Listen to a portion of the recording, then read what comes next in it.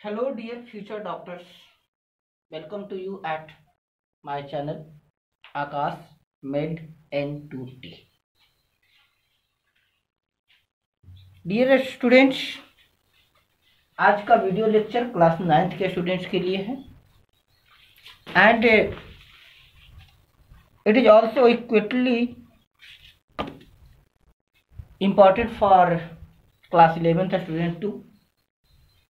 It is because मेरा प्रयास यही होता है कि क्लास 9th लेवल पर भी जो वीडियोज बनाया जाए उनकी quality better than the best हो सकता है कि मेरा वीडियो कुछ आप लोगों को स्लो लगे, बट ध्यान रखिएगा कि मैं इच टॉपिक्स को काफ़ी सीरियसली प्रिपेयर करता हूँ and I always keep in mind that you have to be a genius. आपको बहुत जीनियस टैलेंटेड बनना है. इसके लिए हमें और आपको दोनों को मिलकर प्रयास करना पड़ेगा, मेहनत करना पड़ेगा. चलिए, today we will discuss compound. बात करेंगे कंपाउंड की. हम बात कर रहे हैं, हमारा टॉपिक का नाम है each matter around us pure. क्या हमारे आसपास की चीजें शुद्ध है? यानी हम प्योर सब्सटेंस और इम्प्योर सब्सटेंस की बात कर रहे हैं. अभी हम प्योर सब्सटेंस की बात कर रहे हैं. प्योर सब्सटेंसेस की 2 ग्रुप्स की बात हुई थी, एलिमेंट्स एंड कंपाउंड्स. पहले पता है आपको कि प्योर सब्सटेंसेस को 2 पार्ट में डिवाइड किया गया, एलिमेंट और कंपाउंड. और इम्प्योर सब्सटेंसेस को मिक्सचर और सॉल्यूशन अलग 2 पार्ट में डिवाइड किया गया है. पहले आपको बतला देता हूं कि मैं मिक्सचर और कंपाउंड दोनों, मिक्सचर और सॉल्यूशन डिटेल्स में भी बताऊंगा, सो दैट आपका +2 लेवल तक का भी सिलेबस अच्छी तरह से समझ में आता रहे. क्योंकि 9th, मैं बार बार कर रहा हूँ कि 9th और 11th 10 और 12 टॉपिक तो सेम है, बट सिलेबस में बहुत ज़्यादा डिफरेंसेस हैं. सो दैट मैं उनके बीच की डिफरेंसेस को मेंटेन करने का प्रयास करूंगा. चलिए, let us discuss compound. What is a compound? A compound is a pure substance made up of combination of 2 or more elements in a different proportion. क्या definition है? A compound is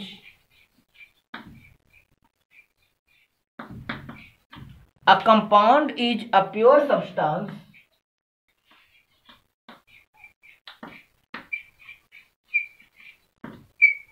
A compound is a pure substance made up of 2 or more elements, 2 or more elements in different proportion. In different proportion. इसको थोड़ा सा आप और add कर सकते हैं, so that constituent elements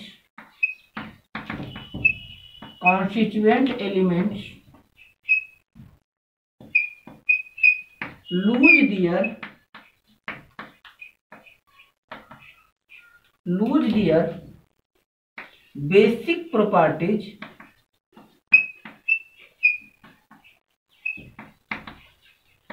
to get a new property.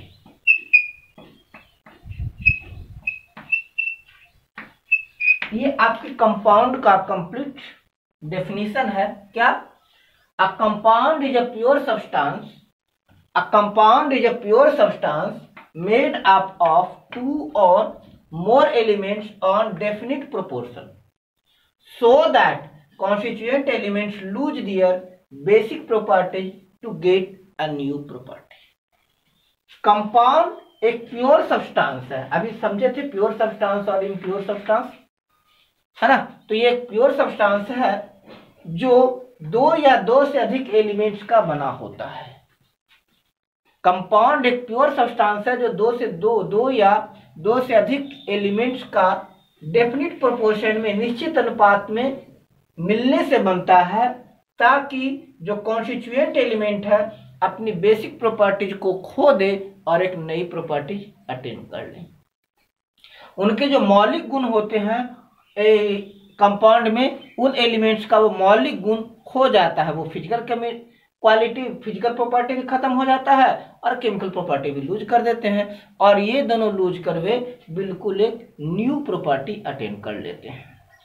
इसी type के मिक्सचर को हम लोग कहते हैं, इसी टाइप के सब्सटेंस को कहते हैं हम लोग कंपाउंड। इसको थोड़ा डिटेल से समझते हैं। बात करते हैं H2O यानी वाटर की। H2O वाटर की, ये एक कंपाउंड है जो बना हुआ है किससे? हाइड्रोजन और ऑक्सीजन से। वाटर H2O ये आपका वाटर है जो बना हुआ है हाइड्रोजन और ऑक्सीजन से। पहले देखिए कि हाइड्रोजन एक गैस है, ऑक्सीजन भी गैस है।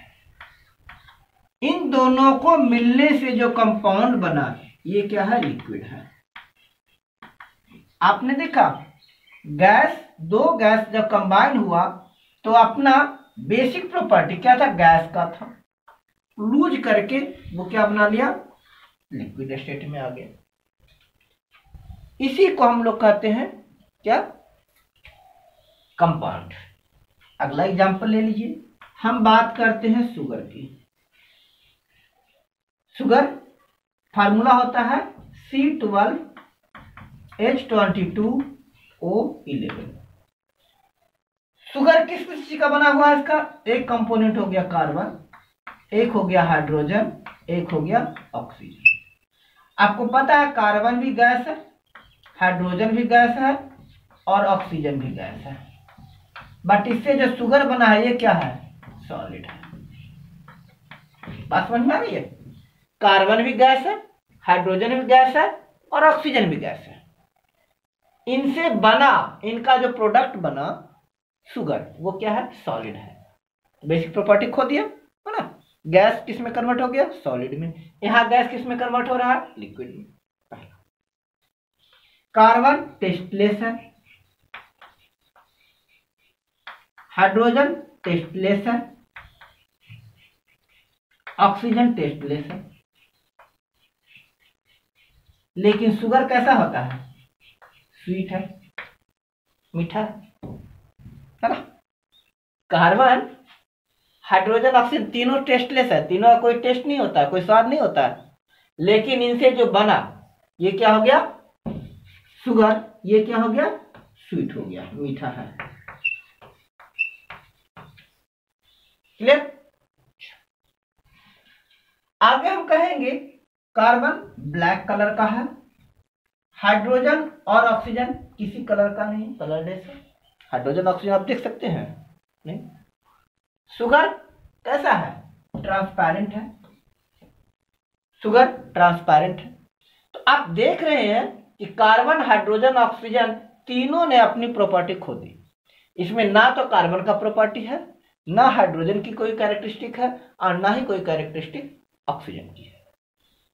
तो इसी टाइप के सब्सटेंस को कि जिसमें वे अपनी प्रॉपर्टीज को खो दिया, एलिमेंट अपनी प्रॉपर्टी को खो दिया और एक न्यू प्रॉपर्टी पा लिया, तो इस तरह की सब्सटेंसेस को, इस तरह से जो सब्सटेंस बनेंगे इसे हम कहेंगे compound.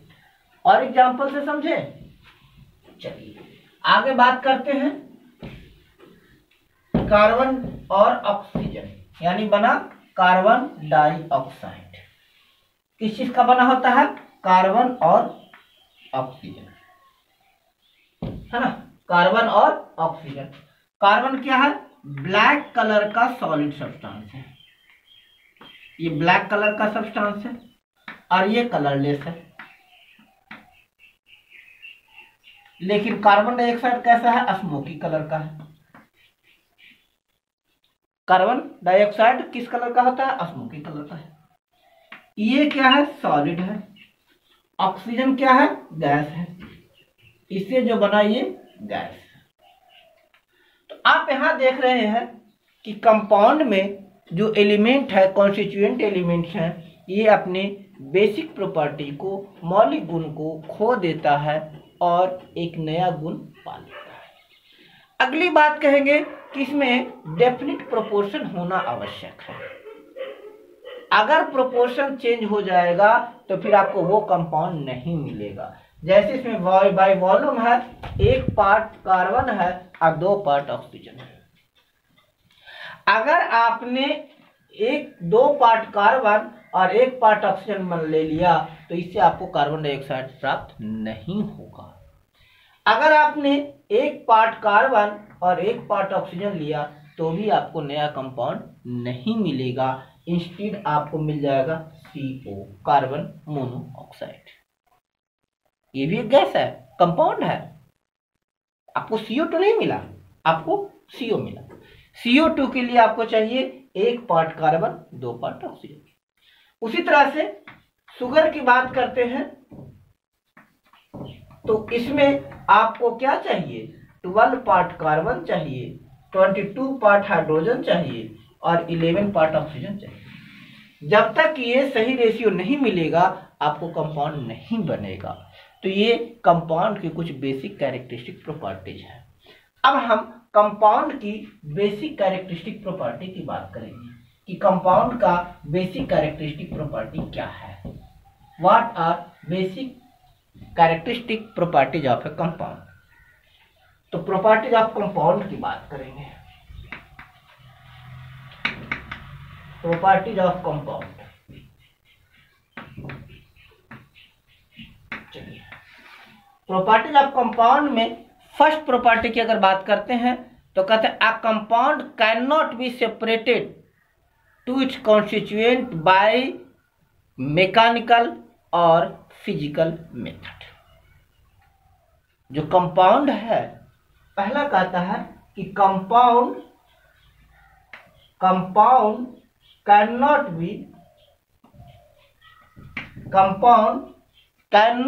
be separated to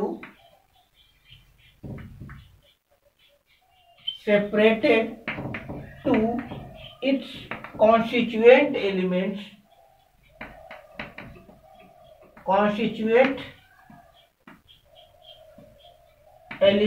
by mechanical और फिजिकल मेथड। बाय मैकेनिकल और फिजिकल मेथड।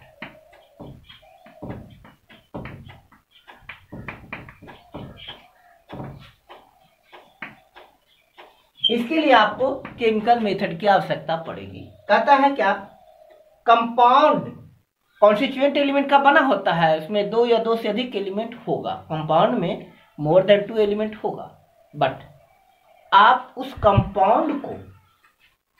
कंपाउंड को कॉन्स्टिट्यूएंट एलिमेंट में मैकेनिकल मेथड या फिजिकल मेथड से नहीं तोड़ सकते। मैकेनिकल मतलब होता है फोर्स लगाकर।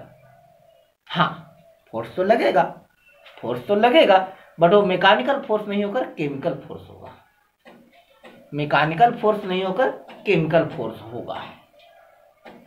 आप मैकेनिकल फोर्स लगाकर उसे नहीं तोड़ सकते हैं, फिजिकल मेथड से नहीं तोड़ सकते हैं। फिजिकल मेथड मतलब होता है उसको फिल्ट्रेट कर दिया, है ना, उसको फिल्ट्रेट कर दिया, सिंपली उसको हिट किया, ज़्यादा हिट नहीं करना है, सिंपली उसको हिट किया, उसको किसी चीज़ में डिसॉल्व किया, घोल दिया। तो इस तरह से आप इसे सेपरेट नहीं कर सकते। जैसे अगर हम बात करते हैं शुगर की, C12H22O11, मीठा चीनी, मीठी चीनी, है ना। कहिएगा सर आप शुगर की बात क्यों करते हैं? अरे भाई ये शुगर ही तो लाइफ में मिठास घोलती है।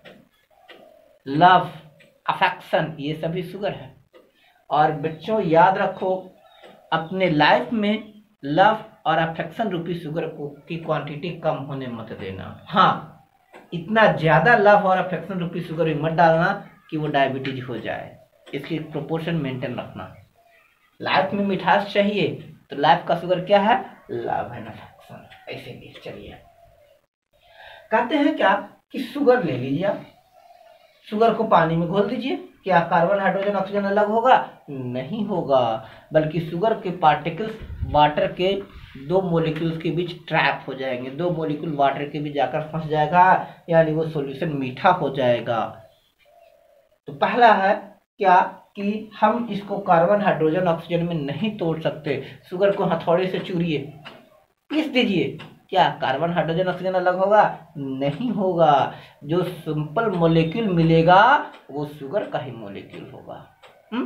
इसको हल्का गर्म कीजिए, हल्का गर्म कीजिए, तो क्या शुगर कार्बन हाइड्रोजन ऑक्सीजन मिलेगा? नहीं मिलेगा। हाँ, इसको आप बहुत ज्यादा गर्म कर दीजिएगा, बहुत ज्यादा गर्म कर दीजिएगा, तब आपका कार्बन हाइड्रोजन ऑक्सीजन मिल जाएगा। उसमें कार्बन हाइड्रोजन ऑक्सीजन नहीं मिलेगा बेटा, उसमें आपको कार्बन प्लस वाटर मिलेगा। बहुत ज्यादा गर्म कीजिएगा तो आपको मिलेगा कार्बन प्लस वाटर, है ना। चीनी को जब बहुत ज्यादा गर्म कर दीजिएगा तो देखिएगा पहले वो ब्राउन कलर का होगा, यानी गुड़ के जैसा हो जाएगा, फिर वो ब्लैक कलर का हो जाएगा, यानी उसमें कार्बन रेसिड्यू तो मिल जाएगा लेकिन आपको वाटर नहीं मिला।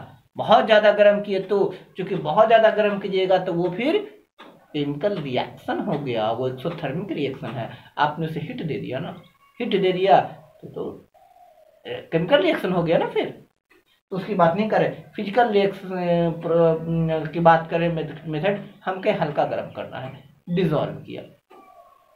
या और कोई मेथड है, इसको आप सेपरेट नहीं कर सकते हैं, कार्बन हाइड्रोजन ऑक्सीजन में नहीं तोड़ सकते हैं। दैट्स वाई कहेंगे शुगर क्या है? कंपाउंड है, क्योंकि आपने इसे ना तो किसी मैकेनिकल मेथड से आप कॉन्स्टिट्यूएंट को तोड़ सकते हैं और ना ही किसी अदर फिजिकल मेथड से डिसॉल्व इसको तोड़ सकते हैं। नेक्स्ट कहता है कि properties of compound is different from the properties of constituent element. इसको थोड़ा सा हम और इलेबोरेट करेंगे और लिखेंगे कि the physical and chemical properties of a compound, physical and chemical properties of a compound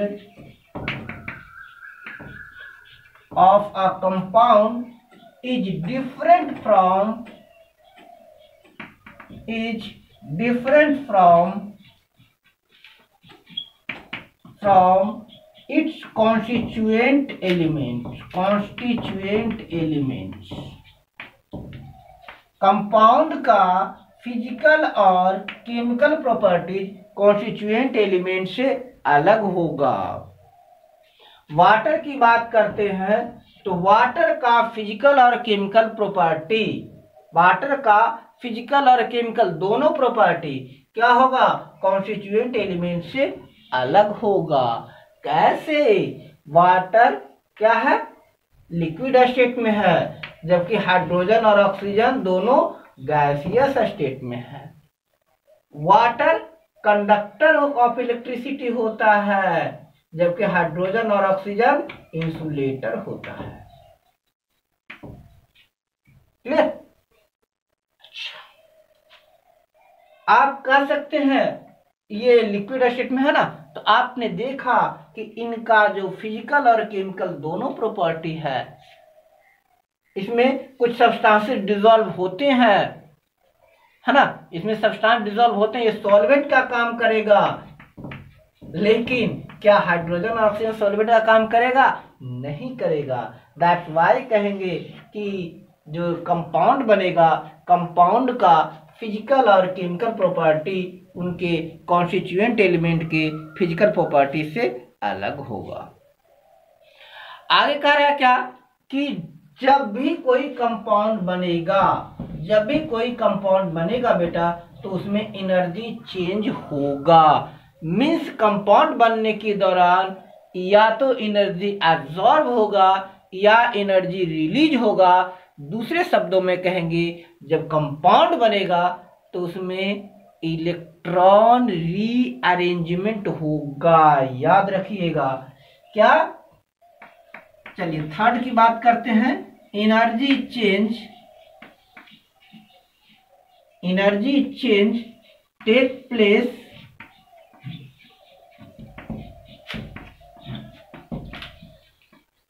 during formation of compound.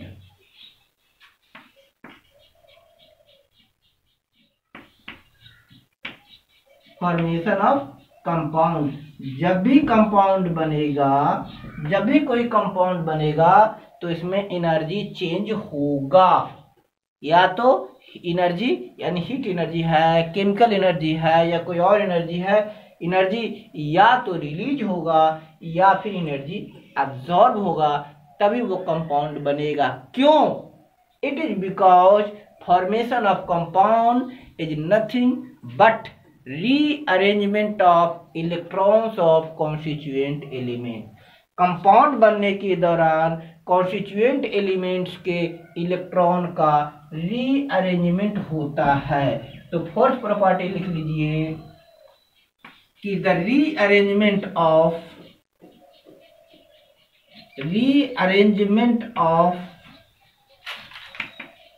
Electrons take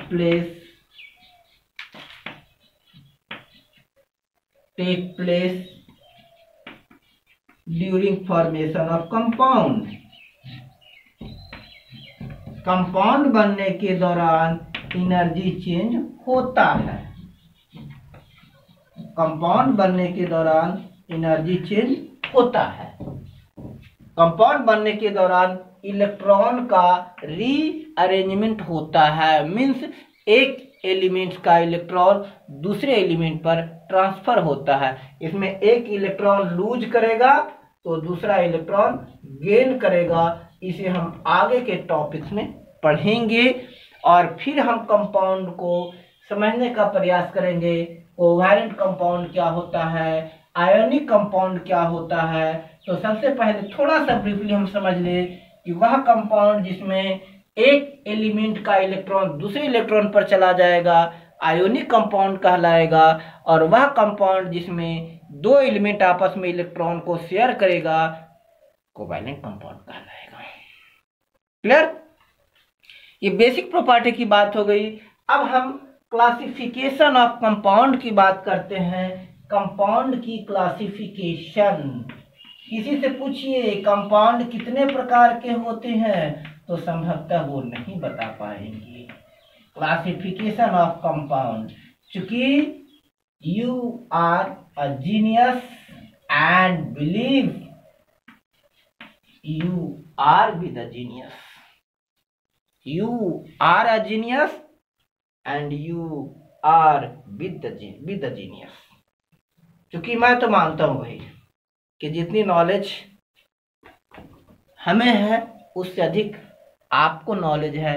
ये अलग बात है कि हम आपको नॉलेज देते हैं और आप हमें नॉलेज नहीं देते हैं। चलिए दो तरह के कंपाउंड की बात करते हैं। पहले बात करते हैं स्टिकियोमेट्रिक कंपाउंड की बात करते हैं। स्टिकियोमेट्रिक कंपाउंड क्या होता है?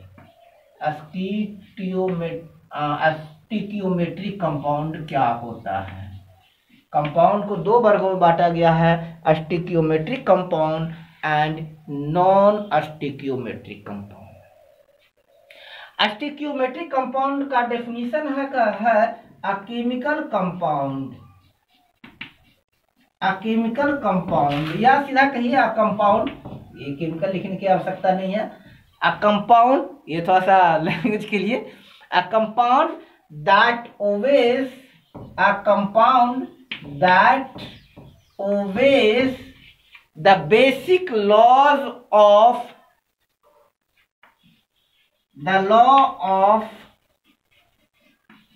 definite proportion,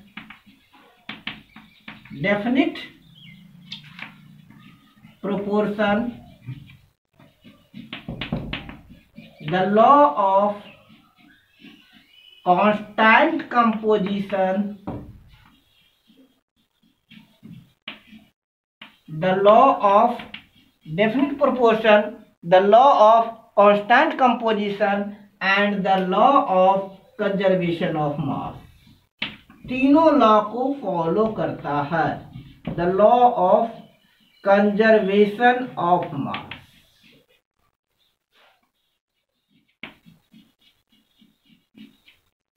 conservation of mass,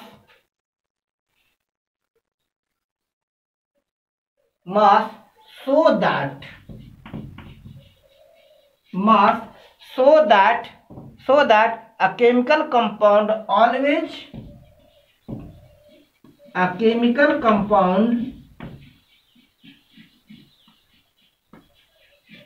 always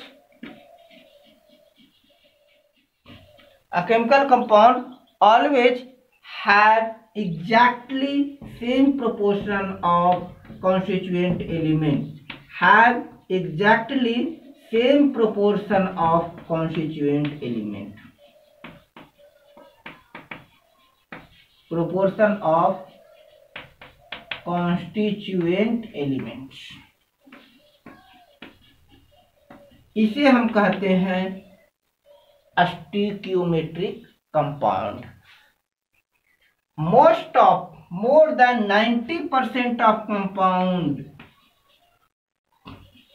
more than 90% of compound are stoichiometric compounds.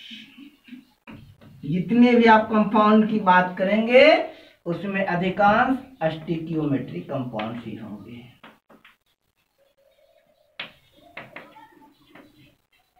क्योंकि अधिकांश कंपाउंड इन लॉ को फॉलो करेगा. लॉ ऑफ डेफिनिट प्रोपोर्शन क्या कहता है? लॉ ऑफ डेफिनिट प्रोपोर्शन कहता है कि ये कंपाउंड में एलिमेंट्स का प्रोपोर्शन रेशियो सेम होगा. जब तक उस रेशियो में कंपाउंड को नहीं, एलिमेंट्स को नहीं मिलाइएगा वो कंपाउंड नहीं बनेगा.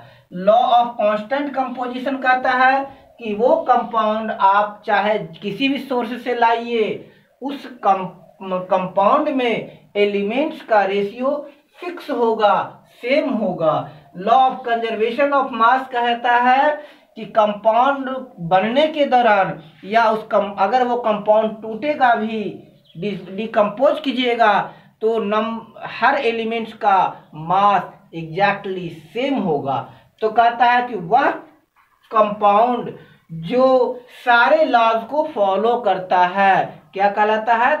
स्टोइकियोमेट्रिक कंपाउंड कहलाता है. इसका एग्जाम्पल आप कुछ भी लिखिए, अधिकांशतः वही होगा. जैसे आपका वाटर स्टोइकियोमेट्रिक कंपाउंड है, शुगर स्टोइकियोमेट्रिक कंपाउंड है, कार्बन डाइऑक्साइड स्टोइकियोमेट्रिक कंपाउंड है. अधिकांशतः कंपाउंड स्टोइकियोमेट्रिक कंपाउंड होगा. कुछ है कंपाउंड नॉन स्टोइकियोमेट्रिक कंपाउंड है. अब बात करेंगे नॉन स्टोइकियोमेट्रिक कंपाउंड की. Non stoichiometric compound, stoichiometric compound क्या होता है? तो वही चीज हो गया. क्या इसका just reverse, a compound that doesn't obey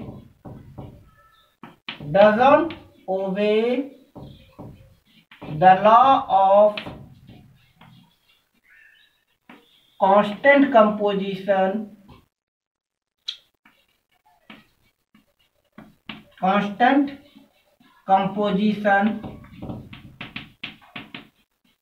but obey the law of multiple proportion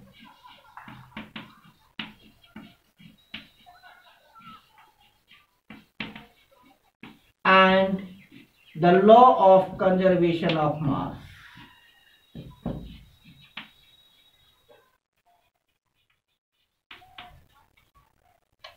Conservation of mass is known as non-stoichiometric compound. Is known as non-stoichiometric compound.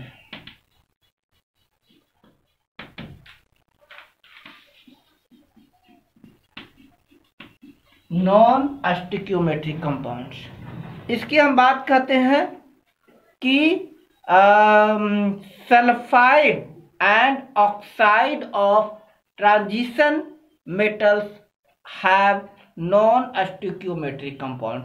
जैसे एग्जाम्पल में अगर कॉपर की बात करते हैं तो ये होता है Cu1.4O2 Cu2O. इसी तरह से कह सकते हैं आप Fe 0.6602 Fe 0.750 होता है ना, Fe2O3 Fe3O4। तो कहता है कि most of oxides and sulphide have stoichiometric non stoichiometric compound. इसका ये पॉइंट ध्यान रखिएगा कि most of oxide and most of oxides and sulphides of transitional elements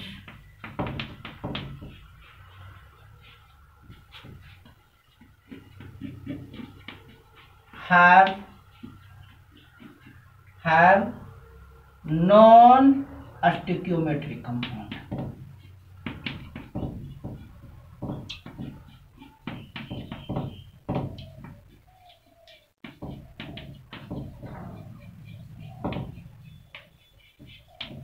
तो बेटा इस तरह से आज हम कंपाउंड की बात किए और हम समझे कंपाउंड क्या होता है, कंपाउंड कितने टाइप का होता है। दो तरह के कंपाउंड की बात किए हैं। नेक्स्ट क्लासेस में हम मिक्सचर की बात करेंगे और उसके बाद हम कंपाउंड और मिक्सचर में डिफरेंस, एलिमेंट एंड मिक्सचर में डिफरेंस, एलिमेंट एंड कंपाउंड में डिफरेंस की बात आगे की कॉरेस्पॉन्डिंग वीडियोज में करेंगे। So keep my video watching. अगली वीडियो का इंतजार कीजिए। Till then good bye.